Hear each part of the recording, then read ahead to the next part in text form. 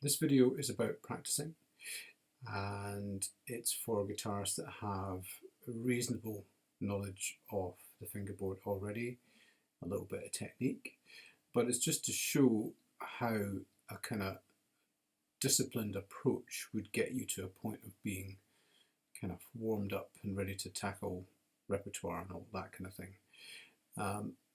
Now I'm doing this on my nano strum guitar, which means that it's slightly different from doing it on an electric guitar for technical reasons and for sound reasons and all the rest of it. But this is quite a nice basic way to do your practice on an acoustic instrument where you're having to create the sound, so it's a little bit more physical perhaps. But first of all, I'm going to start by tuning up. So I've got a tuner on the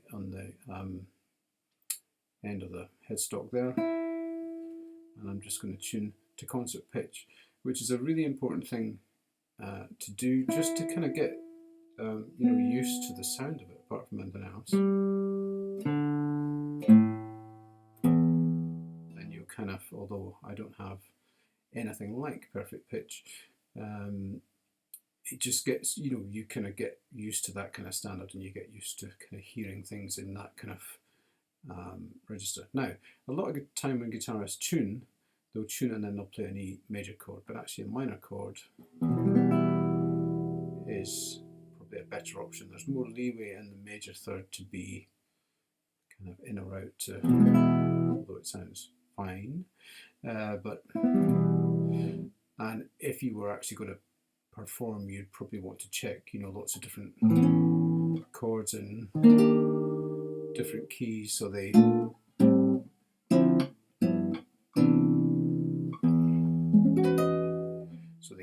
so you get some kind of compromise. It's almost impossible to get, especially an acoustic instrument, completely in tune.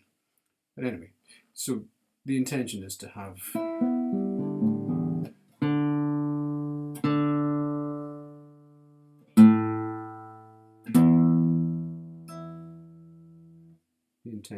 the instrument in tune. And of course this will drift in the process. So moving on. So I haven't actually practiced today, so this is going to be as much my kind of warm-up as anything else. And so I'm just going to start with some chromatic exercises just to get my fingers moving and my right hand moving. I'm going to be using alternate picking, and I'm going to start with a chromatic scale. And I'm just going to start with an E chromatic scale. I'm just going to play that up and down a few times, and then I'll move on from there. But what I'll do is I will kind of stop and start so you can join in if you like. I'm not going to be doing anything fast. That's not the intention. The intention is to kind of warm up and really kind of take things slowly, get yourself kind of centered, get yourself kind of functioning fairly fully, and then you can, after that you can then start racking up the tempos if you want to. So literally at this speed, this is 60 beats a minute, which is a good place to start. Now you can start as simply as playing crotches.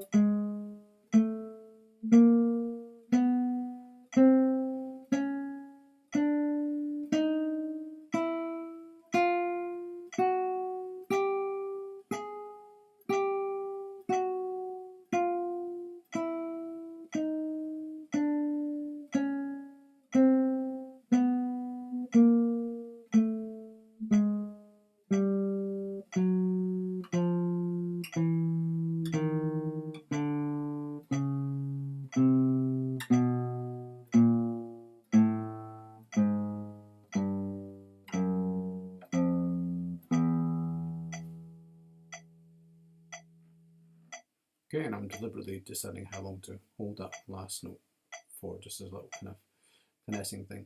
But that's pretty slow, and it takes you a long time to get through the scale, but I probably think I can do that twice as fast. So I'm just going to play this a few times, and again, because I've not actually practiced today, I've not warmed up, I'm just kind of getting into it. So I'm just going to play in quavers this time. So 1, 2, 3, 4.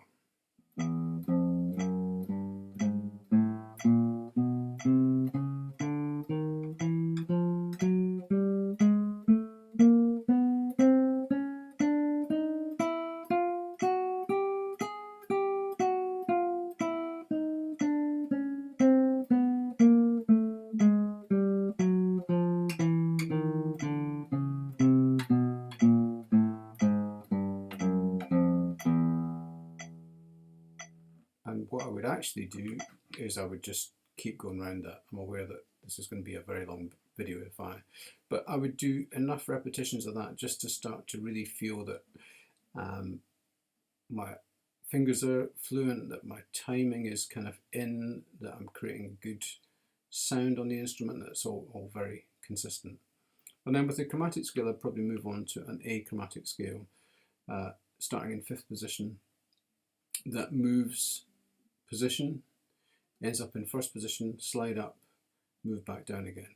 And this is a great exercise because you can also use this scale, because of the amount of notes are in here, to change to different rhythmic values. So I'll show you what I mean by that. So here again we go.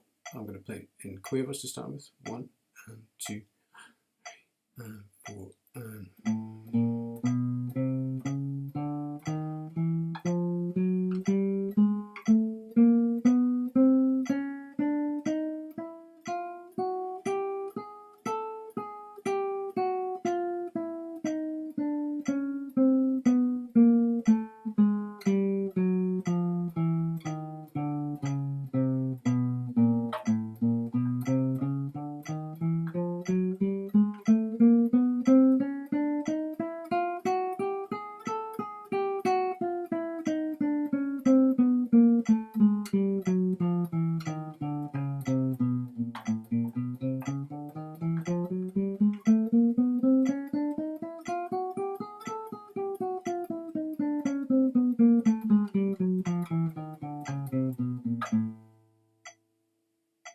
okay, so again, that's going from quavers to quaver triplets to semiquavers, and on each one of those I would spend a lot more time. I would spend a lot more time on each rhythmic value, and I would really pay attention to when I shift gear into a different rhythmic value. That would be super important to make sure that you're really going straight to that new rhythm. The kind of concept of rhythmical articulation, which is a great book on by Pasquale Bona that you could look at, which is a fantastic book. Okay, so I do that for maybe 5 minutes, I don't know, maybe more, depends how much I was enjoying it and getting out from it, but enough time for it to be significant, enough time to feel that your things are beginning to work. Okay, so next thing was I would go to 1st position scales. Now there's a whole series of YouTube videos about these scales, and there are 12 major scales in 1st position, and there are a few parameters. Always use an open string if it's available, always start on the lowest root, play up to the highest note in that position, back down to the lowest note in position, back up to the root and play a chord. And you can do other things to that as well if you want to kind of get your ear in as well. You can play chords 1, chords 4 and chord 5, just so you can hear all the notes that are in the scale before you play it, which is a good thing to do as well. So again, I would just play through one scale then the other. I could play each scale a certain number of times, or just play it once, move on to the next scale. The fact is that I'm fairly familiar with all of these, so I'll probably just move from one to the other. But that's having done the groundwork on these. If you're not familiar with them, obviously you need to do the preparation to go through them before you can kind of play them in time. So again, this is just very simply something that I would do. It's really good for just consolidating your key signatures, you get lots of different practice using all different fingers. So I'll just do a few just to show you what I mean. So I'm going to start in C and then go around the circle of fifths. You can go in either direction, doesn't matter. So here we go. So again, I'm thinking in quavers. I'm thinking 1 and 2 and 3 and 4 and.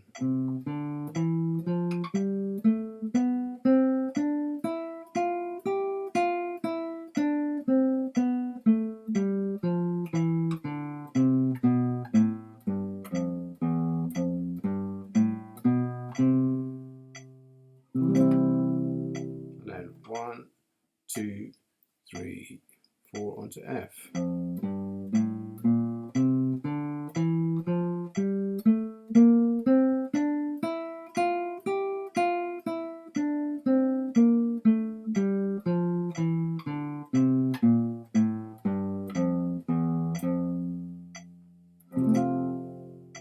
Onto B flat, 2, 3 and 4 and.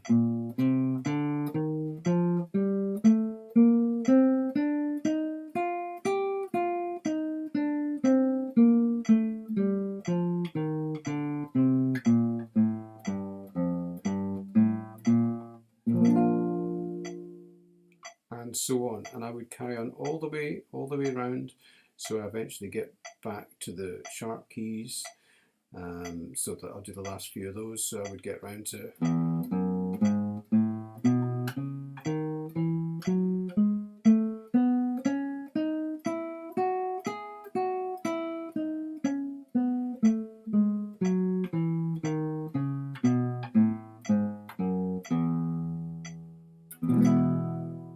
Then A, 2, 3 and 4 and.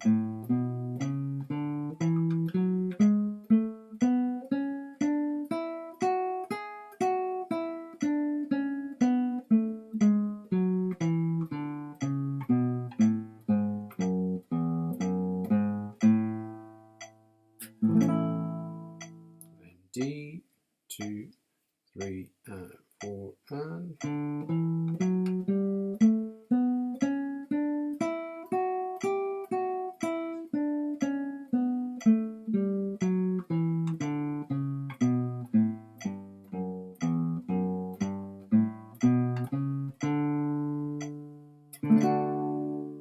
Then G, 2, 3 and 4 and.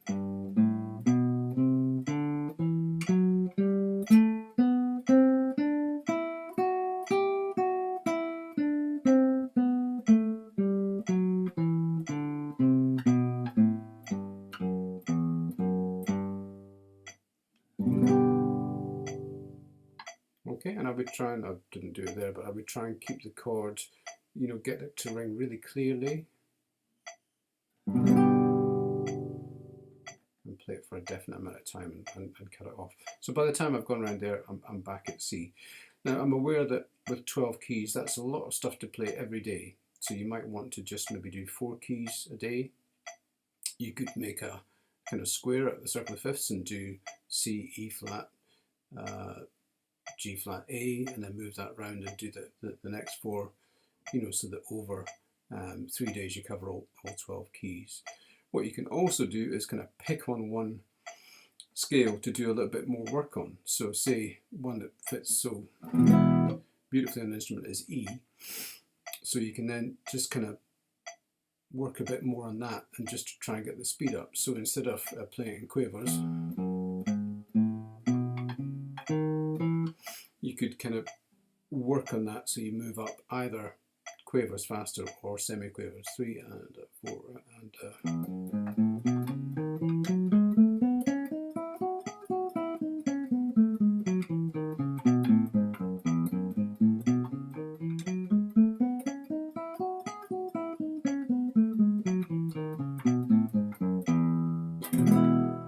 And you can just keep going with that. If I was to do that, that's only 60 beats a minute. I would take it up in increments that are comfortable, maybe 3 or 4 BPM, and just find the point where I can no longer do it accurately, come back a little bit, and then just kind of spend quite a lot of time doing that, you kind of get into it. So it's kind of, it's not that you're clock watching, you just kind of get into doing the thing. So so that's kind of it kind of takes care of itself in that sense.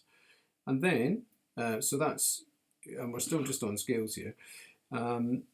You've got movable shapes. So first position is a fascinating area on the guitar because it's unique, because we've got that open string or open strings to make shapes with. But then, you know, the guitar is like a really easy instrument to transpose on. So if we can find shapes that we can move, then we can play in any key wherever we are, and that's kind of the goal, really, especially as somebody who's interested in improvising. So I would just take a key. In this case, I'm going to take G major because it's got a nice low root here, and just do the same kind of thing. Just work through that scale a good few times until I feel that it's fluent. Same thing, I'll just work on that in quaver, so it would work like this. So I'm in second position, and I'm going to play in position. So I'm not going to shift out unless I have to, unless that makes sense. But we'll see that in the second shape. So for G major, I'm going to play from the lowest root up to the highest note available, back down to the lowest note available, then back to the root. So it works out like this: 2, 3, and 4, and.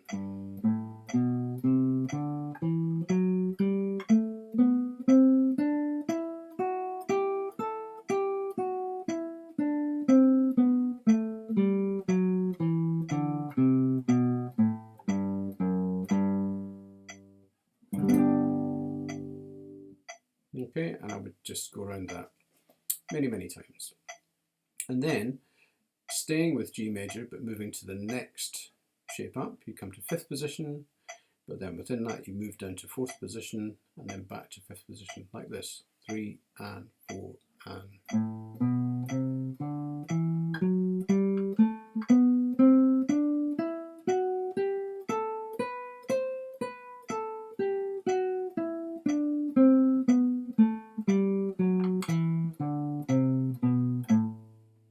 So.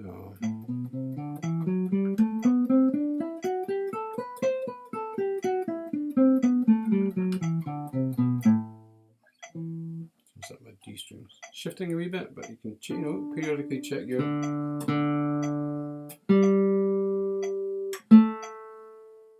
Maybe just an intonation issue.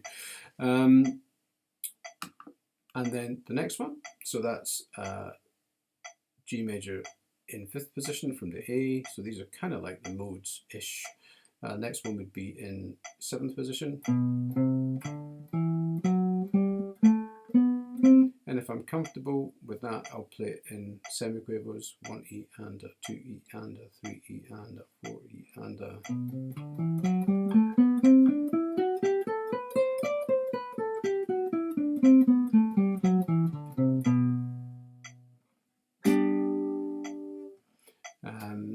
And obviously try and get the chord so it sounds deluxe at the end, which it didn't there. And so it's not about, none of this is about speed, it's about precision and consistency.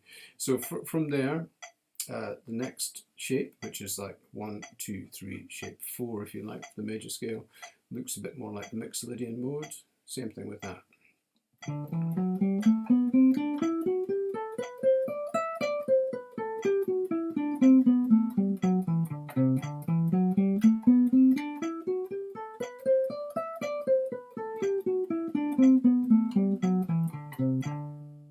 So you notice a little cheat there where I stretched down.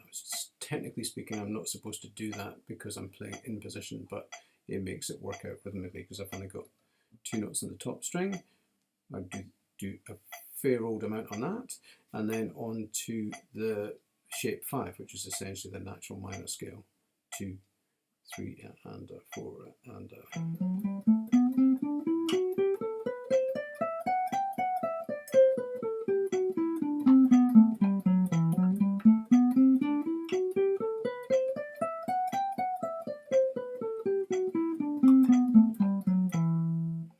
And again, just round and round and round on that many times, many repetitions to just really get into the flow of it. Just keep going round and round and round. If you get something that works out rhythmically, which most of them do. And then from there, you can then go on to, well, what you can do with that is you can take that to other keys. Again, circle the fifth, so I could then go to D major here.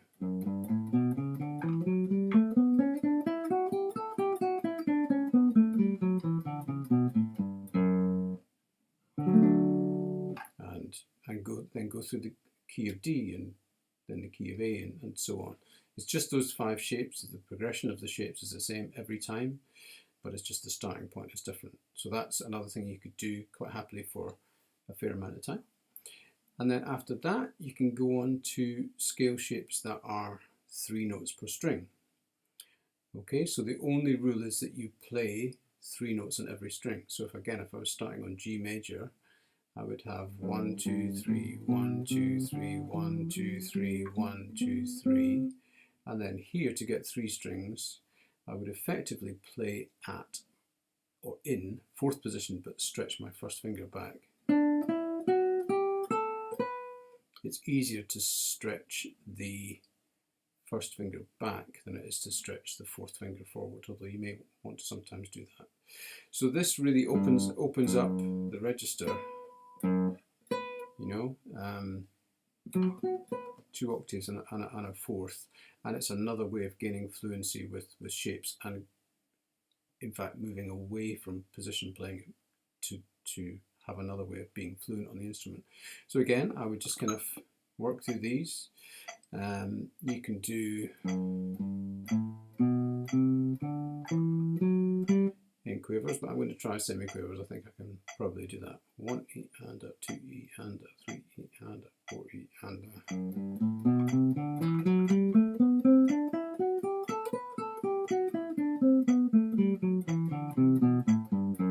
As you notice, that doesn't quite work out, but you could just keep on playing that round and round. So there are 7 of these shapes because there are 7 notes in the major scale. So the next one would be here. It would be 1 E and a 2 E and a 3 E and a 4 E and a.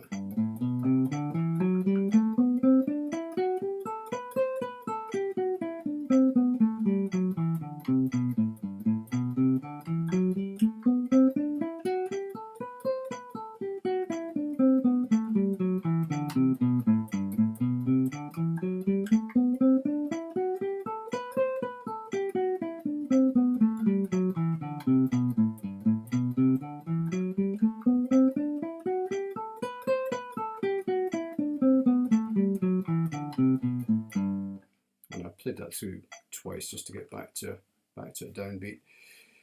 The shapes are pretty interesting. Next one, you would have 1, 3, 4, and then into a stretch fingering, which is essentially 6th position with the first finger stretching back, and then up to 7th position. They're very kind of logical and are good fun to play. So again, this one would be 2, 3, and 4, and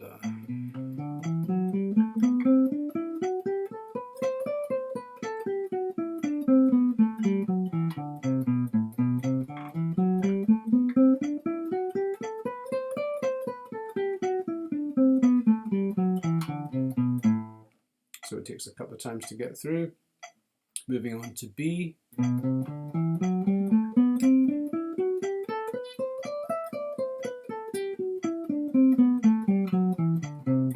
To C.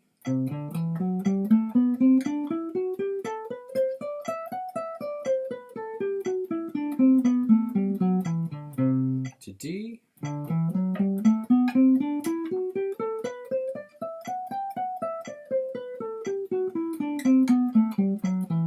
To E.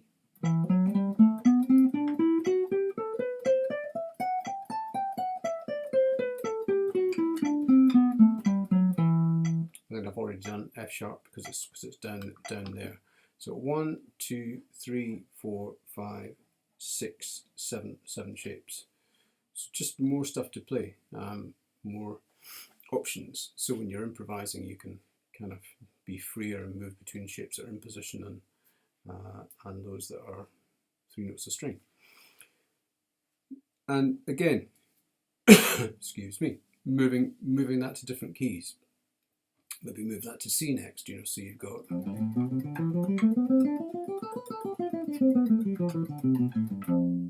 like an F Lydian kind of idea, and so on. Okay, so that's quite a lot of stuff just on scales. But there's more, you know, there's more you can do. Rhythmically, I was playing mostly in straight values there, either quavers or semiquavers. There's a whole world of triplets to explore, which, you know, you need to find ways of making that work out. It's great for rhythmic flexibility, great for your picking as well, because you going down, up, down, up, down, up, maybe on like beat 2 or halfway through a beat or something like that. So that's again worth considering. Next up would be arpeggios.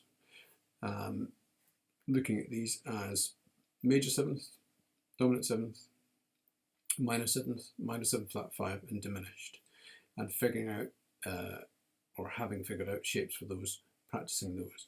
Again, sticking to G as our root, I would kind of start by playing them down here.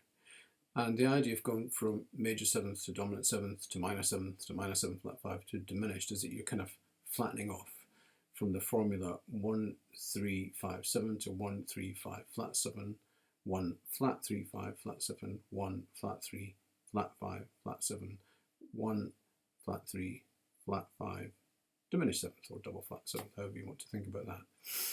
So again, just to kind of go through those, starting from the lowest root and then just kind of figuring out what works. These shapes are also on the YouTube channel as individual shapes if you want to check them out. So I'm just going to go through them slowly. 1 and 2 and 3 and 4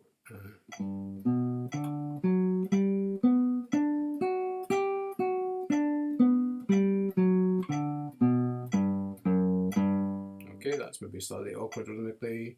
Try.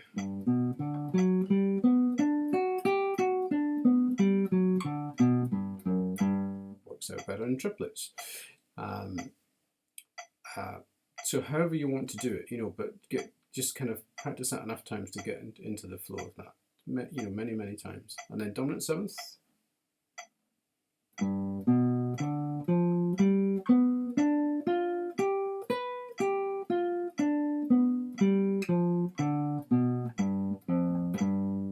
Again, another little sneaky stretch back to the F to get that to make sense. And then minor 7th looks very different.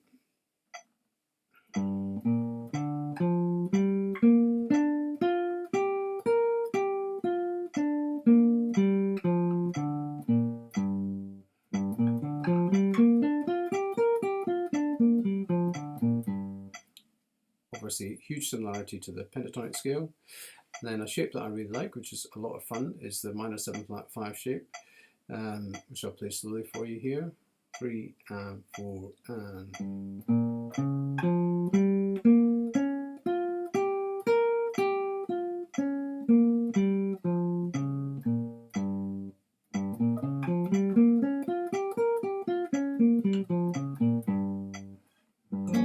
And again, you know, starting and ending these with a chord. And again, I would do lots and lots of repetitions of each one, particularly the ones that I enjoy, although I know I should do it the other way around, do the ones I don't enjoy. But are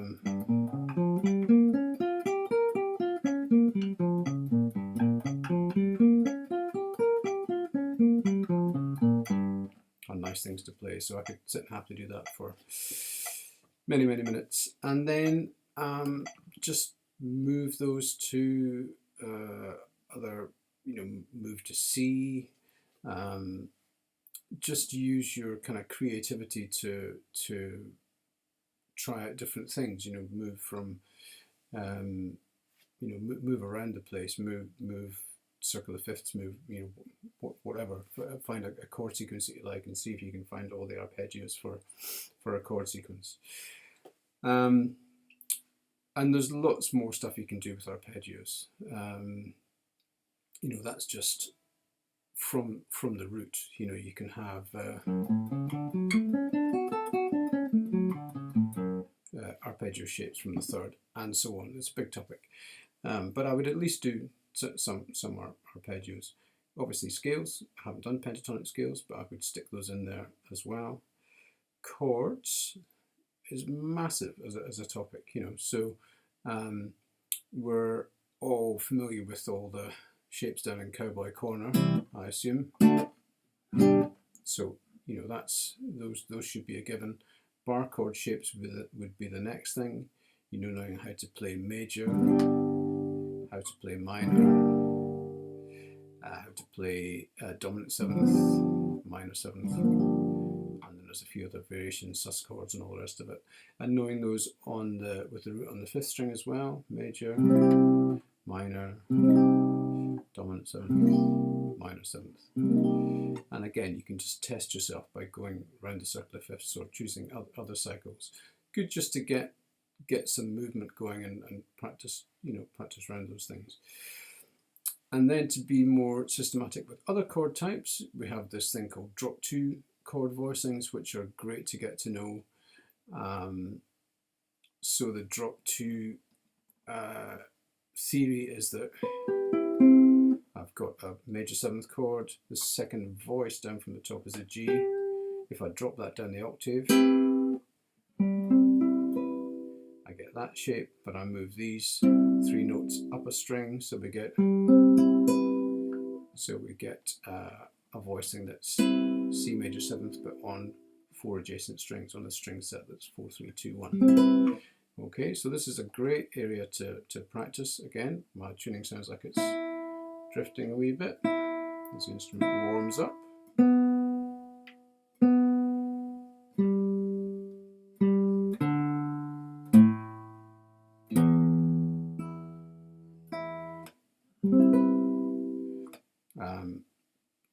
I could spend a bit more time on that, maybe I should, but I'm just going to take this chord up and down the guitar to get fluent with that. So I'll have C major seventh.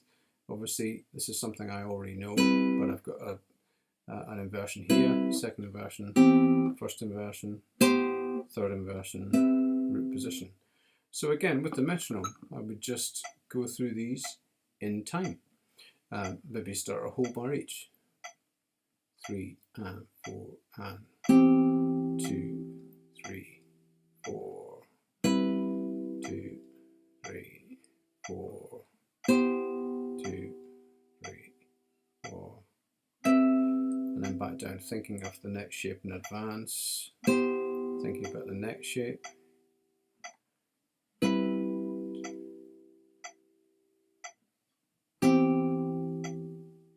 And then maybe moving to minims. 2, 3, 4. So 1, 2, 3, 4. 1, 2, 3, 4. 1, 2, 3, 4. 1. And then maybe to crotchets. So it would be 1, 2, 3, 4. 1, 2, 3. So on, that kind of thing. And there's so much you can do with these. I mean, they're, as you can see, the shapes change. Each inversion, although it's the same notes arranged going up and down the instrument, the shapes are completely different, from a very spread out shape to a bar shape, to a very close together position, to one that can be played with a bar with a third finger, or you can play it with all 4 fingers.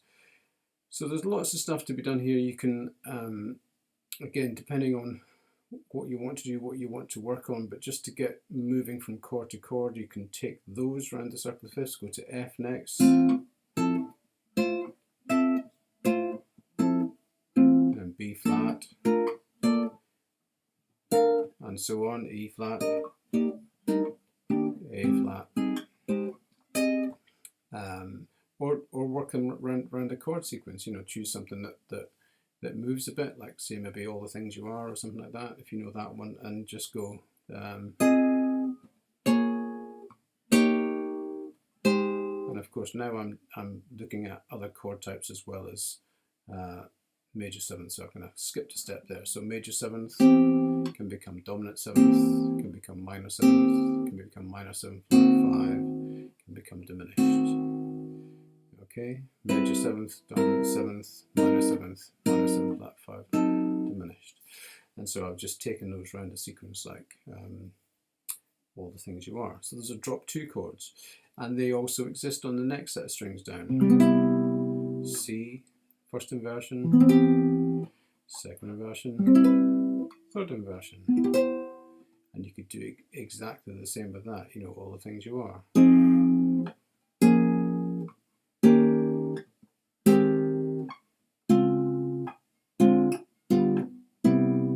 That kind of thing. Just keep kind of pushing yourself and trying to find context for that.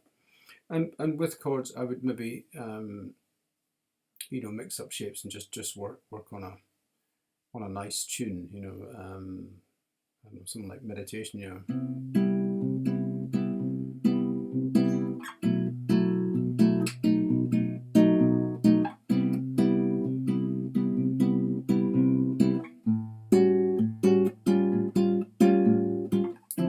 But you know, then you're getting into slightly more musical practice, but that's good. That's why we're doing it, to play music. Maybe keep that for the end of your session if you've used, you know, tried a few other mixtures of voicings as well. Drop 3 voicings. Okay, so here's G major 7th, the third voice from the top is B. Drop that down an octave. You're left with those, rearrange them so that it makes sense in terms of strings, and then move it back to root position. You get this old chestnut upper shape, and again working through those. First inversion, second inversion, third inversion, and so on.